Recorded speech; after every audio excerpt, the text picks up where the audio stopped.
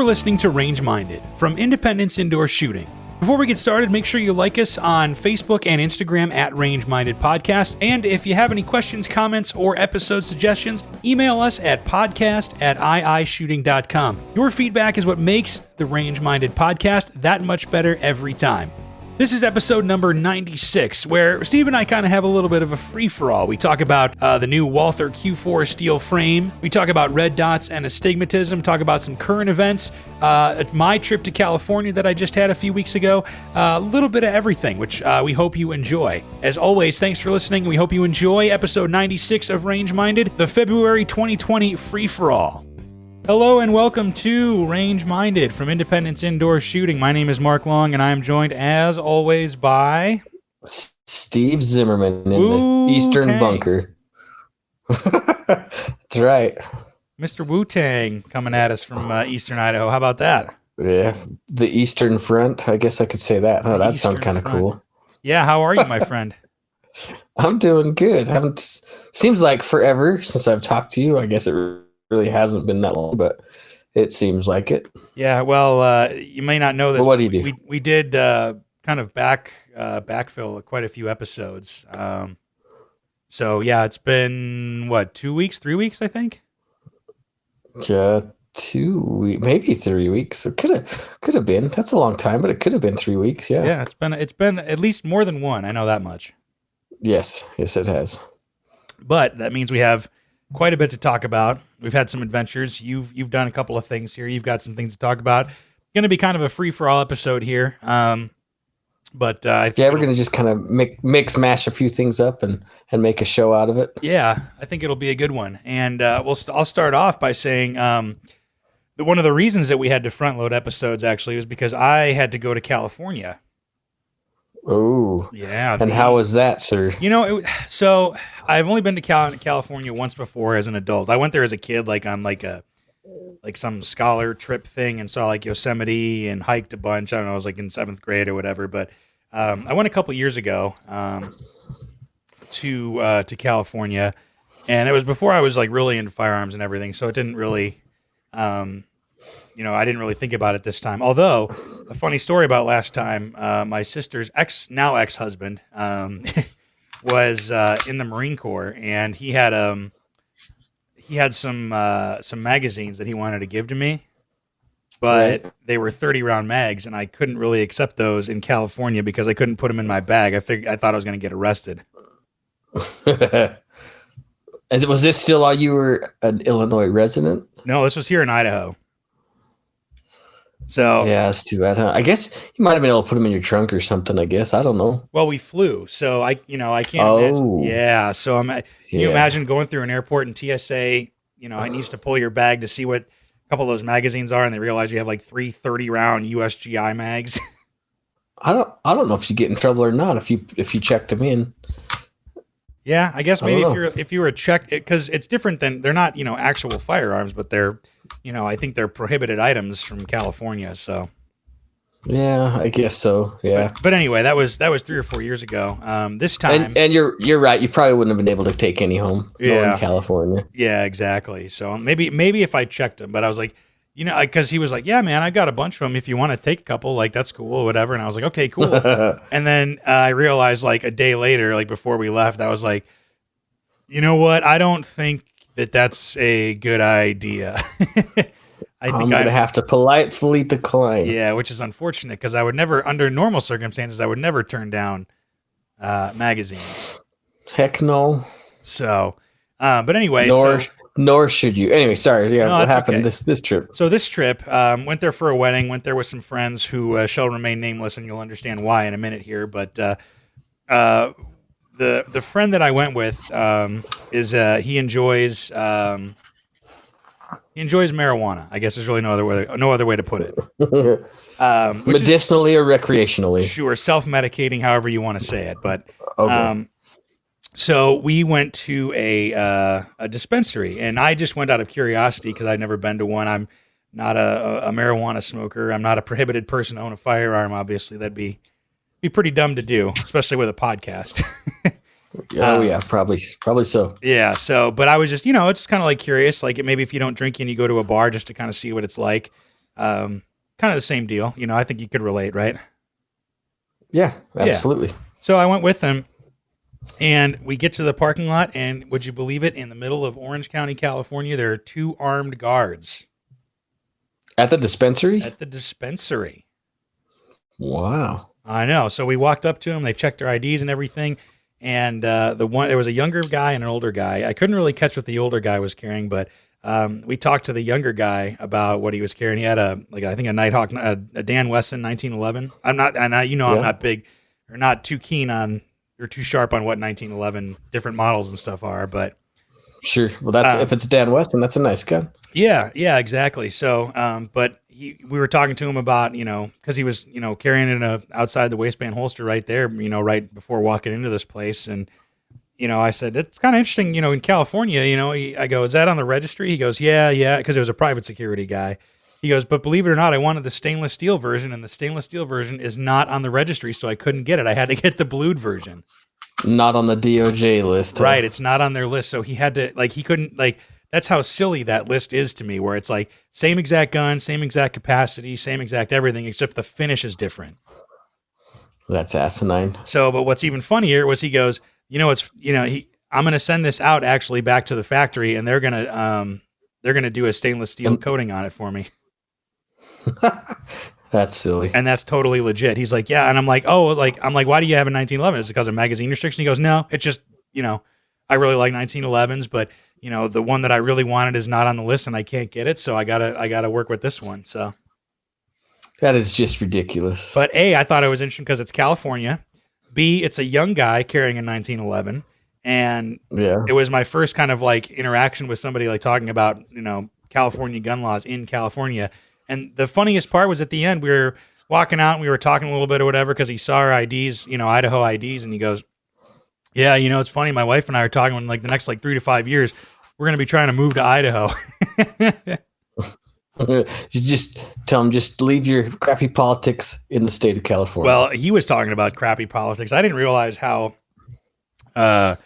crazy the politics allegedly are out there. I mean, I didn't do any research about it, but just hearing from our friends who were originally from there, and just hearing from other people talking about there, it seems like it's kind of ridiculous to a degree. Just not, and the gun laws are kind of indicative of that to a degree, but just overall, there's nobody agrees on anything out there.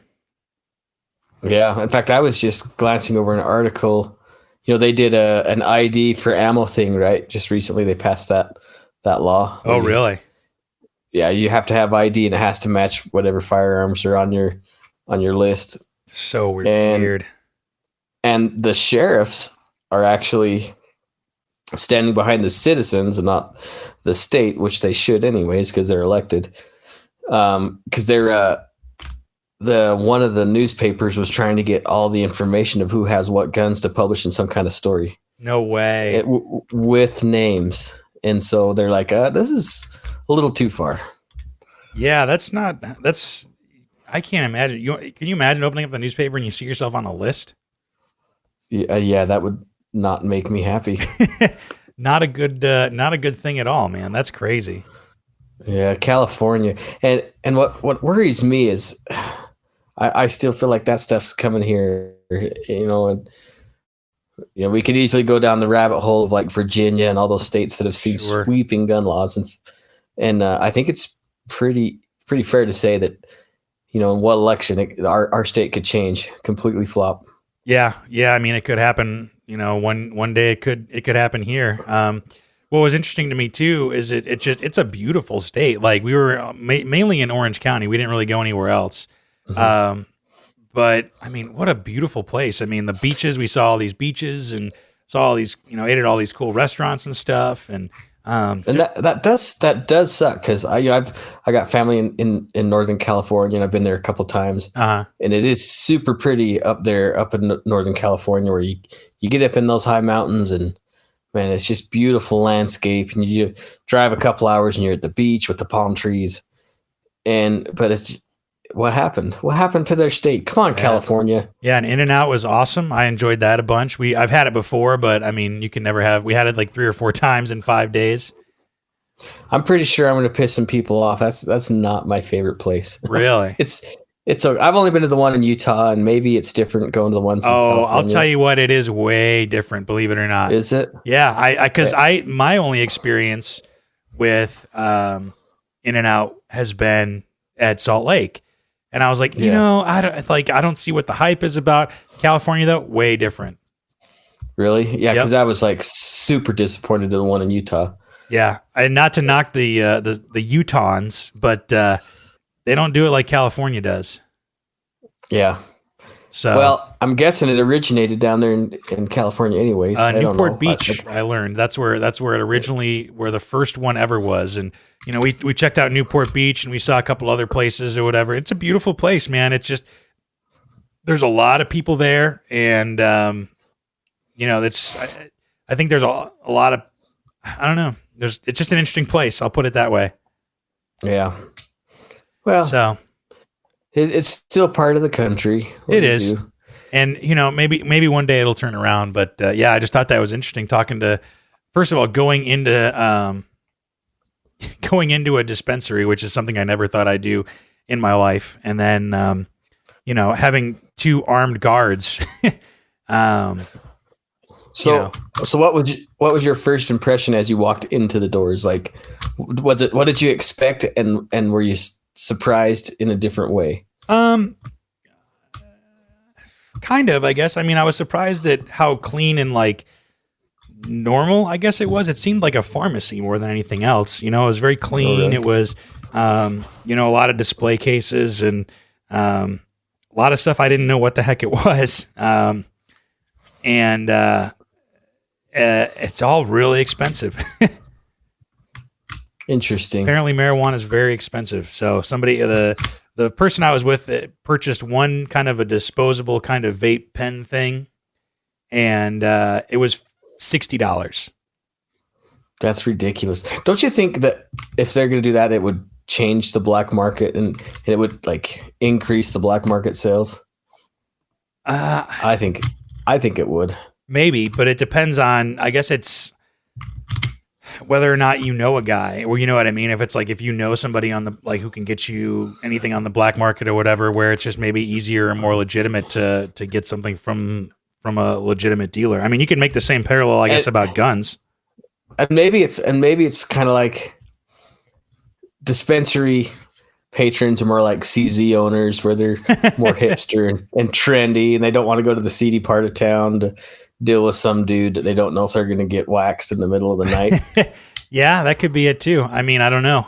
But the people not saying that CZ owners, use the magic green leaves or anything. I'm not suggesting that. No, but I just thought it was interesting. It was an interesting experience. The biggest thing was like, it was just going into any other store. It just happened to be for marijuana, and it was like, this is weird. I mean, and they had like, they had the actual like, plants, or the nugs, I guess is what you call them, on display and everything. But the people there were super chill, and they were, I mean, I guess why wouldn't they be, right? Sure, they're really relaxed. Yeah, but pretty knowledgeable, very friendly. I mean, it was like going into any other store, as oddly as that sounds. So, but I thought it was on your trip. Oh, go ahead.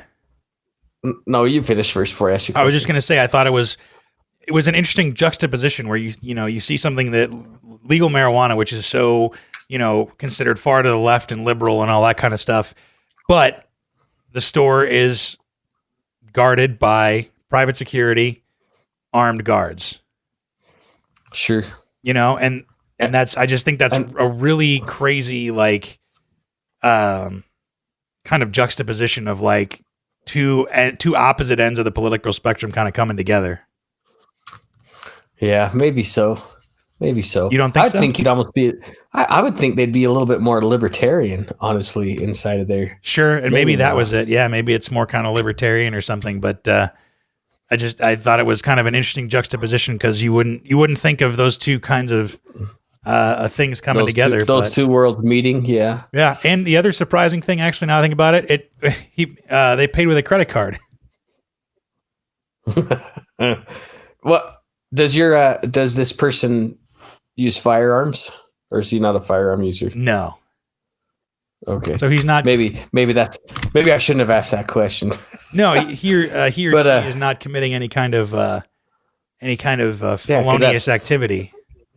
Because that's the paradox, right? I mean, Sure. It might be legal statewide, but federally it's controlled and right. Well, they still ask it on a 4473. Yeah. So, do you think that'll ever change? Maybe in our lifetime? I don't know. I think it will. Honestly. Yeah. I know there's a new change coming up to the 4473, and maybe that'll be redacted. I don't know. Oh, really? Yeah. That's actually let me pull it back up. I actually changed or shared it on my Facebook. Let me pull my Facebook page up. It's actually kind of scary. One of the things they're wanting to change on there. So it's not for the better. No. So let's see. It's just pulling up. A little slow here. A little slow. That's okay. Maybe maybe paraphrase for us a little bit. Yeah. So they're wanting to change 4473. In fact, the ATF is kind of taking this on their own. They haven't gone under the direction, as far as I know, under any political person or the president, like the president last time with bump stocks. Right. But anyway, so what they're thinking about doing is, and I guess the way 4473s used to be is they had a lot for the information with the gun. The purchaser's information with the gun or something. It was easily readable. In fact, they actually share a scene from the original Red Dawn, where the Cubans are going into the sporting goods stores and reading the 4473s to find out who has what guns. Oh, right. Yeah, I remember that scene. And so they're thinking about going back to something similar to that. And then for those of you guys that don't really understand how firearm retailers work, they have something we call a bound book, which shows where we purchase the gun from, what manufacturer or distributor, and then where it goes to. That's in our bound book. We have to keep those logs. And now, since more and more retailers are going to digital bound books, the ATF can actually just come in with a thumb drive and pull that information off instead of thumbing through hundreds of thousands of pages, right? In a gun store. And so the concern is, in fact, it's still open for comment to the ATF. If your guys are willing to contact the ATF, the local field office, and say, no, don't change the 4473. And basically what it is it's going to be easier for them to associate what guns to to personal information of the purchaser. Really? Basically creating a registry is what it boils down to. That's no good. It's super scary. And honestly, the ATF still has the ability to go in and they could pick up a 4473 and they could photocopy all the pages and get that information. Sure. But this will just make it easier. Right, because you just go in and copy it off of a drive and then you've got every single one ever. Yeah. So it's super scary. Like I say, it's still up for debate until I think it's the 20th of this month, which is, I know we only have a couple days left, but it might not be a bad idea to contact. I got this off of Ammo Lands, off their news. So there's a link to who to contact. If you jump to Ammo Lands news portion, you can read this article for yourself. And I shared it to my personal Facebook page, and I'll even put it on the podcast Facebook page. Sure. It's kind of messed up. Yeah, that's wild, man. I didn't even know you could, because I didn't even know you could do that and just take a bound book like that, digitally. I thought it still had to all be paper. Well, the thing is we as dealers, we still have to keep the paper, but it still is also recorded digitally, almost a duplicate, right? Oh, so you have to do both, or you can do both. Yeah. Because some of the old mom and pop stores don't, you're not required to have a digital bound book by any means, but because it's so easy, and a lot of the point of sale systems for gun retailers, they'll have that bound book worked into the POS system. Oh, and so it's super easy to run, and It's almost automatic, basically. It is. And now it's kind of turning into a backdoor thing, which hopefully that wasn't a nefarious thought from the beginning. Yeah, that would be pretty terrifying, actually. I mean, then they have a list of everybody. Amazing. But I mean, I guess the only saving grace of that is that, like, if you, like, you know, if you sell that gun private sale or whatever, then you don't necessarily, they can come to your house and say, well, I sold it. You know, you still have that kind of defense, and you don't have to have and you're not required to have a bill of sale. So, I mean, what are they going to do? I guess they could search your house if they had just cause, but then, you know, are they stepping on your Fourth Amendment rights there too? So, right. I don't know. Pretty interesting, pretty crazy. Yeah, that is crazy. I mean, that, and then you have, you know, the Virginia thing going on. You know, there's still, you know, I just read another article today, and I don't know if it was dated today or not. It might have been backdated, but they're working on making all suppressors a felony. Possession of a suppressor is a felony. I'm going to have to find that. I don't remember where I read that article. How? It might have been under. I don't know. I don't know how they can do it. And what super pisses me off is, where is the NRA on this? I mean, the Second Amendment Foundation does a lot of stuff. Even you can watch some of those videos from the debates and stuff, or whatever, you know, the public forums they have. Sure. That there'll be an NRA representative there, but he's the local guy.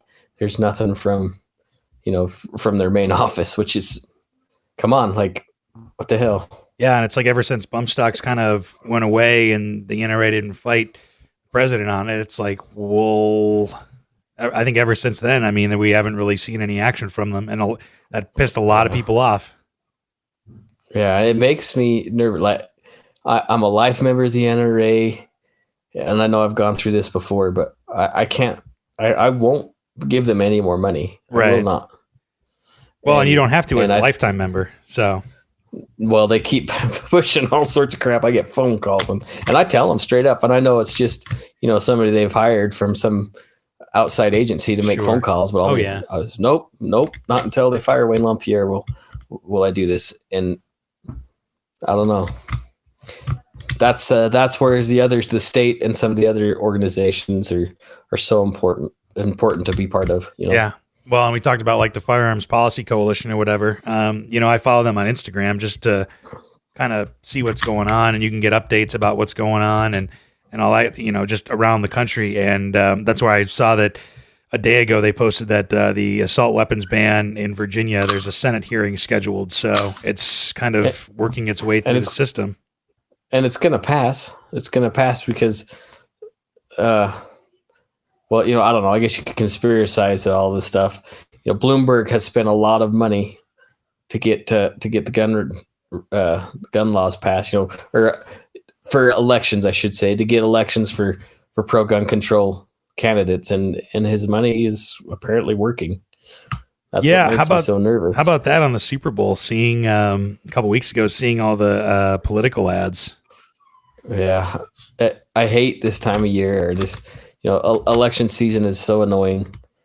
But, you know, when it seems like you got, and I don't think the nation is pro gun control. I think that the media is so vocal about it that everybody thinks that everybody is. You know, does that make sense? Yeah, no, totally, and I agree. I mean, I think I've had a theory for a long time that, you know, it's basically a silent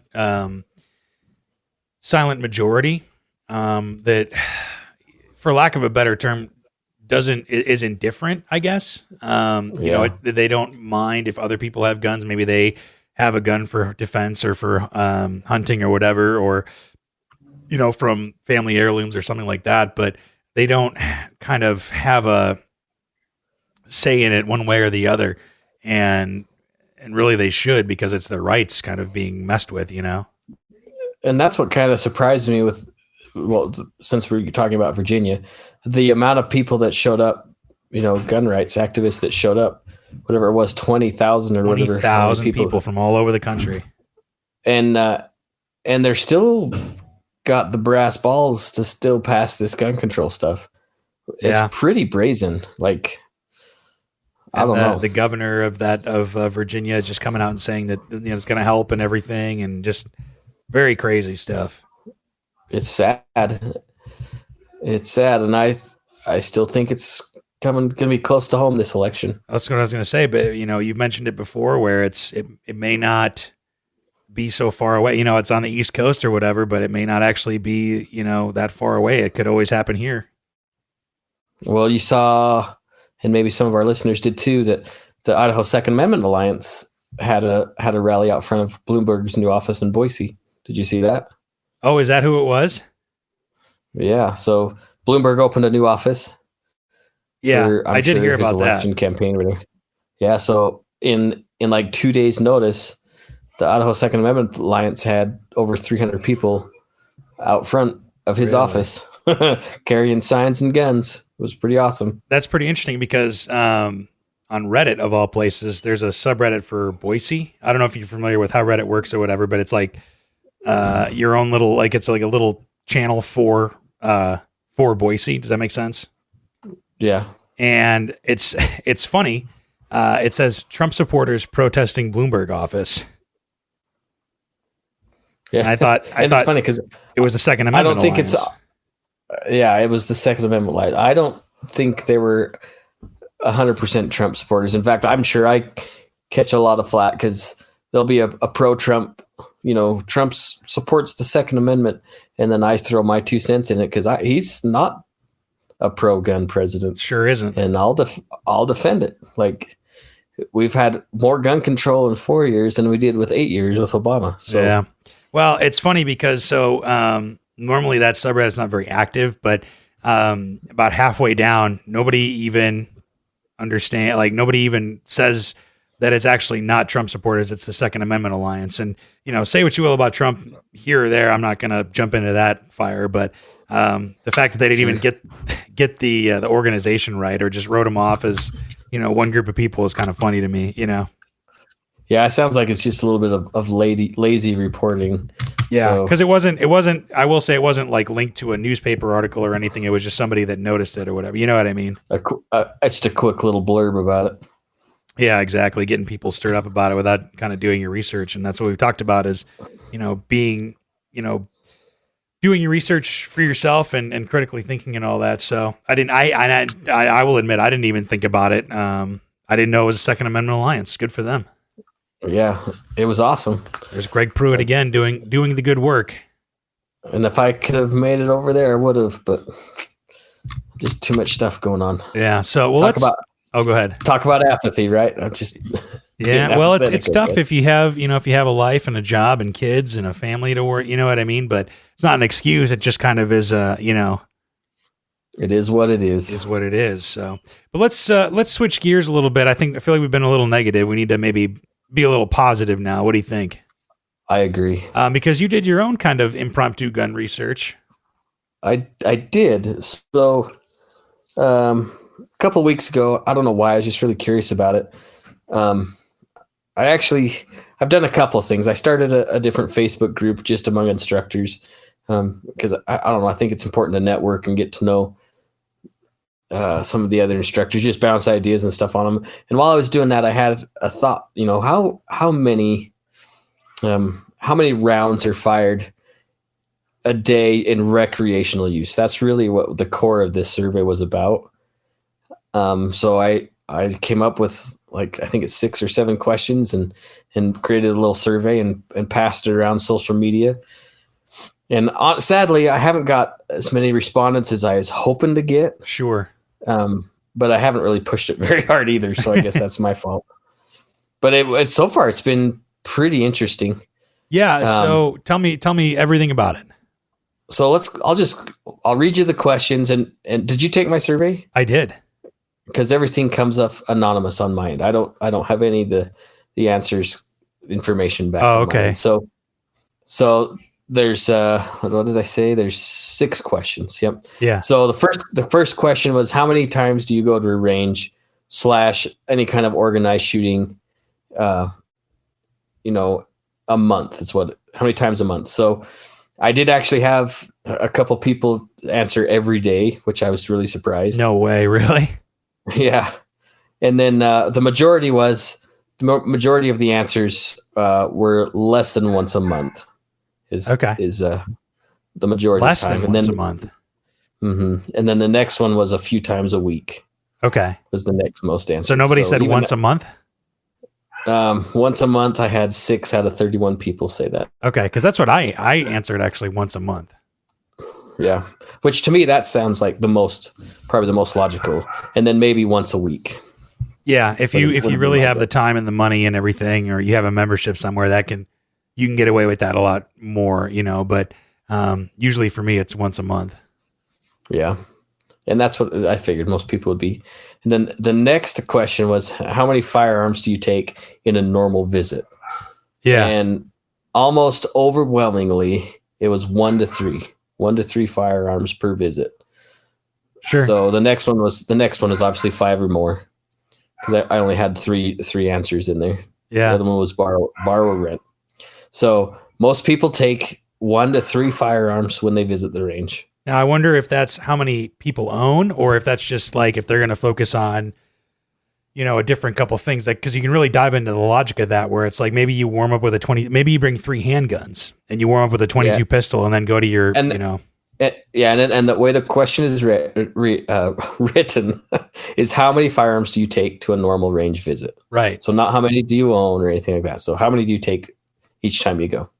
So the majority is 1 to 3 overwhelmingly. I'd say that's normal though. I mean, I think that's what I answered. And then this gets down to the heart of the whole reason, was approximately how many rounds do you fire in a normal range visit? Right. And so I have 5 different categories. There's 20 to 50, 50 to 100, 1 to 300, 3 to 500, 500 or more. 500 or more is a lot. A lot. And if you're going to a class, 500 more is pretty, it's understandable. Nobody answered 500 or more. 0. Okay. Yeah. If you're going on your own without a class or whatever, then that makes sense. Yeah. But over 50% of my answers so far are 1 to 300 rounds. Sounds average. I mean, that seems in line with what I would do. Yep. So that, like I said, that was the whole purpose of the survey, was to know how many rounds people are shooting. So there you go. There's everything some of else my was answers. Just extra. What kind of firearms user describes you best? I put hunter, recreational, a training junkie, competitive or target shooter, and then other. A lot of people actually answered other. Oh, really? I should have had them answer or specify their answer. Yeah. And then the next. I mean, so actually, the highest one. What could you see besides other? What do you think you could fill in that other? Yeah, and that's why I just put other, because I wasn't even quite sure. But I should have put other. Please specify or something like that. Sure. But almost 35% of them, the majority of them were recreational shooters, which I figured that's what it would be anyways. Sure, that makes sense. Question 5 is, and actually I'm really surprised on this one too, is what kind of firearms do you prefer to shoot? And I put handguns, rifles, and shotguns. 0 people said shotguns. Nobody likes to shoot shotguns. Interesting. Which I do. I think it's fun. I just suck at it. Yeah, I do too. It's not something I very often do. 3/4 of the respondents so far say handguns, which makes sense. Doesn't surprise me. And then the last. The last one was about what, if you could get more training on a specific platform, what would it be? Most people are saying handguns. One person, which I already know who it is, says he wants A10 Warthog training, which wasn't one of the platforms. Silly. But almost everybody has said handguns. There's some carbine work and some long range stuff on there. So interesting. It's pretty cool. Yeah. Cause I would say that, like handgun training is, I think, what most people get into firearms with, what they want to get into with. You think about concealed carry, and it has the most, I think, practical applications if you were to only buy one firearm kind of in the modern age. You know what I mean? Yeah, most people are going to go for handgun, and usually for defensive use, whether it's defense of a home or defense of the, or concealed carry type. Right, platform. And you can use the same firearm for both, so... And I think if you guys are interested in taking the survey, I was hoping to get 100 people to respond to the survey. That would make mathematics a lot easier for me, because I'm not real smart. Sure. And because what I really want to delve into is, and then I'm going to call a few indoor ranges. I'm going to talk to independents, and I'm going to talk to some of the other ranges, and just figure out how many people a day use the range on average. And then from there, I can get all my information that I'm really looking for, because I really want to know how many millions or hundreds of millions of ammo is fired, in a month without incident. Sure. Because nobody really talks about that. Yeah, I mean that'd be interesting. There's some of that information out there, but it's really not all that prevalent. I'm just really curious and see where this information takes me. Right. How many people, because we've talked about, how many defensive gun uses there are every year, that people don't talk about, or that end maybe without any kind of violent incident. We've talked about, a defensive gun use includes just the presentation of a firearm. So that's actually pretty fascinating to think about. I mean, because let's say, the overwhelming average, from the survey doesn't surprise me. It seems to fall in line with kind of what I do. It's anywhere between 1 and 300 rounds. I usually bring between 1 and 3 firearms, and it's usually about once a month, for the most part. And I think that's kind of what the average shooter does. Yeah, and I figured that as much, but I was really curious about the ammunition. Oh, for sure. And I'm hoping that, because there's been a few people that have looked at the post and engaged on the post, because I did put it on the Range Minded Podcast Facebook page. Right.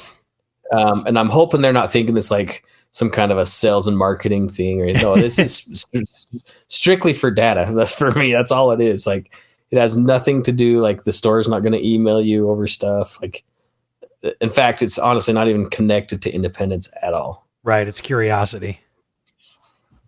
So anyway, if you're interested in taking it, you can jump on our Range Minded Podcast Facebook page. It's a few posts down. Just click on it. Well, I am curious. We can post it again, though, I think, too. That would be a good thing to do. Yeah. I agree. Yeah, so post it again. We'll have it up there, hopefully at the very top, and you can check it out. And it's not like it's going to go away. It's going to be there for a while. So, go ahead and take it if you can. So. Yeah, please do. Yeah. So and be honest.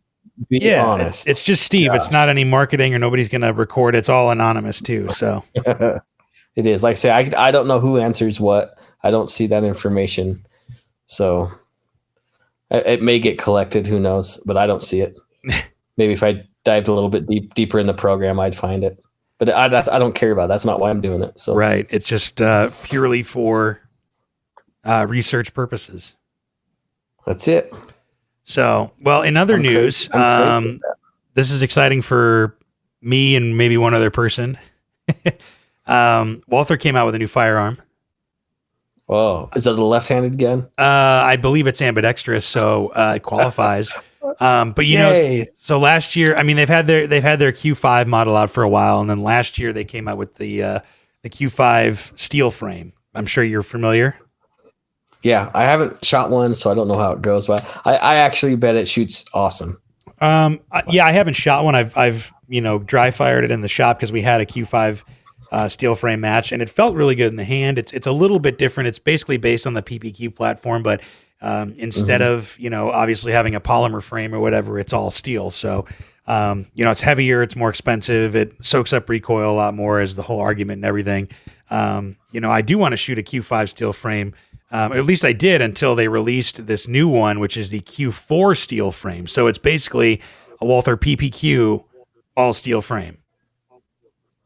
Really? Mm-hmm. Yeah, it's just called the Q4 steel frame, which is interesting. And I'll just go ahead and say that I do want it, but I think it's way too expensive for what it is, or at least the MSRP, because it's basically, like I said, it's a steel frame Walther PPQ, and the PPQ you could probably get for $400 or $500 now. At a shop, I would say maybe $600 at the most. This one is like MSRP is like $1,300. Ouch. Yeah, which you can get a full frame CZ75, PO1, which I think is about the same size, same capacity, and all that for $600. Send it to Cajun Gunworks, and you're still under what they want for this. That's crazy. It's not a bad looking gun, though. No, it is cool, and they have one that a one that's a version that's optics ready, I think for like $100 more, which would be the way to go. That way that you can do your red dot if you want, or you can keep your sights on there. But I think this is going to be pretty cool, and I can't wait till we get one into the shop because I want to try this thing out and see it. I'm gonna be silly and say they need to make it in a long slide. Well, they have the Q5 is the long slide. I know. So why a long slide? I don't know. just cause. Just to do so. I don't know. Just because I'm weird. Yeah. Well, I feel like I'm going down the Walther rabbit hole, like you've gone down the Glock rabbit hole, where you've got every model of Glock known to man, and I feel like I'm going to be going down the same road with Walther, no matter how much it costs, no matter how silly it may be or unnecessary. I think it might just happen. But and the thing is, I don't know why, but I can't bring myself to get a Q5. I think the Q5 is cool, honestly, and that Q5 match. Well, the first generation or whatever you want to call it, the first iteration, that shoots really nice. Oh, for sure. The Q5 it's a cool gun. Don't get me wrong. I guess I can't bring myself to get one because I don't compete enough. I don't shoot enough, in competitions or anything, But with like the Q4 steel frame, I feel like you could carry that. You could use it as a range gun for practice. You could use it in competition, because the whole thing is that it's a steel frame, so it soaks up recoil way more. You can get back on target better, but it's still got that trigger that everybody knows and loves. So, yeah, I'd be curious to shoot one. Yeah, I'm hoping we get some in the shop. I'm sure we will. Maybe I can convince Levi just to get one and then just leave it in the case for a while and be like, yeah, okay, go ahead. It's yours now. And those you can tell that it's a European gun just by looking at it. Oh, for sure. It's got that German kind of look to it. The big, it's got the beaver tail on it, or the extended beaver tail on it, which the regular PPQ doesn't have much of one. So I think you can get a better grip on this one or whatever. But yeah, man, I'd be interesting to see what the dealer price is, because MSRP of like $1,200-$1,300, that's a lot, man. Yeah, I think you'll see out the door price. You'll probably be between $9,000 and $1,000. Yeah, that's kind of what I'm thinking too, which is still quite a bit of money, but that's a lot of money for again. Yeah, like I said, when you can get a CZ75, a PO1, SPO1, SPO1 tactical, for that kind of money, and get it, treated by Cajun Gun Works, you can get a SIG 226 for about the same kind of money. I mean, it's kind of interesting that they're asking that much. We'll see how it goes, but I'm excited for it. Yeah, just buy one. That's kind of basically where I'm at. I have one, and I'm excited for it, and which leads me to my next point, actually, which I wanted to bring up. I was talking to David over at the shop the other day. It was a couple weeks ago now, but he seemed to be the only guy carrying a Glock without a red dot on it. A lot of people got red dots on their guns now, He usually does carry a red dot. Does he really? Yeah, normally. That's kind of interesting, because him and I were talking about it, and he has an astigmatism, just like I do. And he was talking about not carrying one with a red dot on it, because an astigmatism, which is basically a misshaping of your eye, instead of like a perfect sphere, it's more like a football or whatever. And I've got one and he's got one or whatever. If you wear contacts, there's not much correction for it. So it's tough to use a red dot. Sometimes it's starburst instead of being like a perfect circle, or you can see double, right. Or, thankfully mine's not that bad, but it kind of brought me into thinking, like, do I really want a red dot on a pistol? Because of the astigmatism. Have you shot anything with a red dot on it before? I've shot carbines and like ARs with red dots or like holographic sights, and they don't really bother me all that much. I mean, you're still putting it on target. So I think I'll probably still go for it just to see, but I thought it was kind of an interesting thing to think about. Like, I was like, well, I remember I talked about, I think in the New Year's episode, where I wanted to get a red dot on any kind of pistol or whatever. It was like, maybe I should think about that and try it out first. Really give it a go, and maybe take a class with like a gun with if I can borrow somebody's or something and see how I perform with it. Because everybody just says, I've red got a dot. couple. Oh, go ahead. I was gonna say I got a couple of Glocks that have red dots on them, and it actually is nice, I think. But I don't have a problem with my astigmatism or anything, so I don't have to worry about it. Must be tough having perfect vision. Oh, hardly perfect. But that's interesting. I happen to have a friend that's an optometrist. Made me think of a few questions when you're talking. I wonder if there's something that could be done as an auxiliary to the red dot. Yeah, maybe they make like mini holographic sights or something, because usually holographic sights don't bother people, with astigmatism, just because the way that it's projected is a little bit different, and it's more of a reticle rather than just a dot. Sure. I find a reticle is a little bit easier. I don't mind the dot. Again, and also my astigmatism isn't that bad, but it's definitely not. I don't ever see a clear dot. It's always starburst out. Just a little bit, yeah. And even on the nice stuff like an aim point or anything like that, is usually there's a little bit of a starburst going on. So it's just my eyes.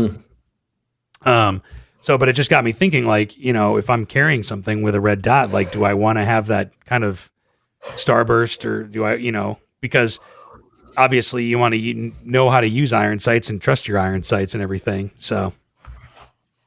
Yeah, but it is nice for acquisition to have something on there. Right, and that was that was kind of the counterpoint that I thought about, was that, it's, if you're in a defensive situation, we've talked about this before, you're not trying to put, bullets through the same hole. In fact, you're just trying to get it into center mass. And I think a red dot, an astigmatism isn't at least bad enough to where it's like, I'm going to shoot, like the broad side of a barn. You know what I mean? Sure. And you're used to enough. You're used to shooting a gun enough to be, at least on target at a close distance without having to use your sights anyways. Sure. Combat effective, as Bill would say. Yeah. Flash sight picture. Yeah. Exactly. Get on it and spray. Exactly. So, I just thought it was interesting to bring up because, a lot of people are moving towards red dots. Our friend of the podcast, Scott Ron, has got, one on his really nice Springfield and everything. And, he swears by it, and he's got glasses. I've never actually asked him if he has an astigmatism or not. Maybe we should have him on again and talk about that. We should, because it's always fun to have him on anyways. He's a fun guy. Yeah, I got to see how he's doing. I haven't talked to him in a minute, so. Me neither. He usually gives me a hug when I see him, and I'm hugless from Scott for a while. Oh man. But yeah, I just thought it was kind of interesting bringing up I think, trying to upgrade all the guns that I wanted to and stuff and get a red dot. I think all that money is just going to go to the Q4 steel frame, and all those upgrades will come at a later date because I didn't expect this to come out. Yeah. Well, and the year's still young. There could be more. There is plenty. Yeah. But just that MSRP of, $1,400, that's just a lot of money, man. It seems a little excessive. Silly money, yeah. So, but we'll see. We'll see what happens when it comes to the shop and see, or see what the real street price is. I saw a video from Vickers Tactical talking about Larry Vickers talking about it over at the Walther booth at SHOT Show, and he was a big fan of it. And I think that's as good an endorsement as any. Sure. Well, that guy can shoot anything he picks up too. So. That's true. And actually, I'll say, if you haven't seen his videos, he shoots just from the amount of videos he has, he shoots all kinds of different firearms. Well, and he's got a pretty good history in military, so he's got the background and understanding, but then he's learned a lot about the history of firearms, and then he gets to get behind some of the most amazing guns that I'll never see.